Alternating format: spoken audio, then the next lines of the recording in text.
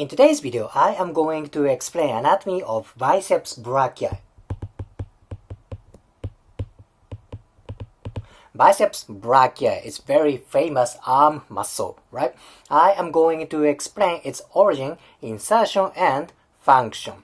You're looking around shoulder joint and you see biceps brachii. Actually, as name of this muscle suggests, this muscle has two fibers, biceps brachii. It makes sense, right? This part is short head, and this part is long head. Short head and long head. Important thing is they originate from scapula. Okay, this is very important to understand. Short head originates from coracoid process. Coracoid process. Long head originates from scapula as well. It's slightly hard to see. It's around glenoid fossa. Glenoid fossa is concave surface of scapula. Okay, this part is part of glenoid fossa. This is supraglenoid tubercle.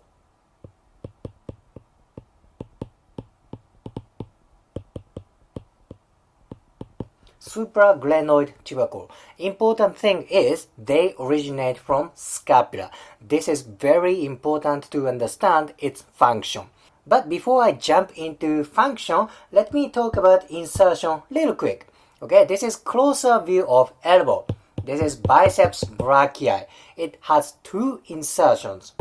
This part is part of radius. This is radial tuberosity.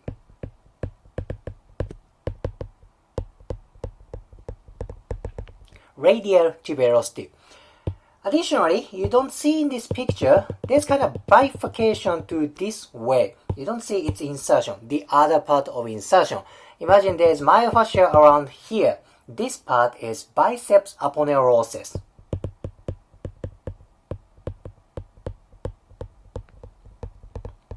Aponeurosis means fascia, myofascia. Thus, biceps inserts to radius and myofascia. It's very, very important. Now it's time to describe its function. What is famous movement of biceps brachii? That is elbow flexion, right? Elbow flexion, it's very famous, right? Elbow flexion, this way is easy, right? Plus, it inserts to radius, that it has something to do with kind of a supination pronation. Supination pronation is you flip wrist joint. That is kind of a supination pronation movement. Biceps brachii does supination. Okay, supination. Supination is you turn palm for forward way or up. However your elbow position is, it's go up or go to front. That is supination. That is for elbow joint, elbow movement, wrist movement, elbow flexion, and supination. Now let's go to shoulder. As I said, both short head and long head attach to scapula. That is why biceps brachii can move shoulder joint. That is very, very important thing. Because there are two fibers in biceps brachii, each fiber does slightly different function. However, there is a common function for shoulder joint. So for both long head and short head, that does shoulder flexion. Shoulder flexion is this way. This is not an elbow flexion. Elbow flexion is simply you bend elbow. This is elbow flexion. Simple, right? Additionally, biceps brachii does shoulder flexion. Very, very important. We use shoulder flexion in daily life, sports activity a lot. That is why biceps brachii, shoulder flexion is very, very important. Okay, this is common functions for both long head and short head. Long head can do a few more functions. Okay, a specific movement for long head. It can do two more functions. One function is shoulder abduction.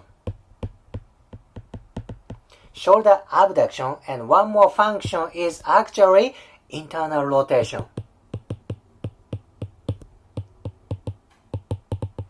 It's kind of surprising, isn't it?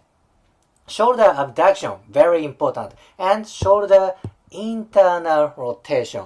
That is why injury for biceps brachii, particularly around tendon area, this injury can trigger drastic decrease of shoulder movement. It's kind of common that people have shoulder pain, shoulder dysfunction, tight shoulder. They might have something tight biceps brachii or injury on biceps brachii. I think biceps brachii is kind of ignored muscle for shoulder joint. However, once you understand anatomy, particularly origin of biceps brachii, now you realize how important this muscle is for shoulder movement. If you liked today's video, please hit the like button, comment and subscribe. See you next video.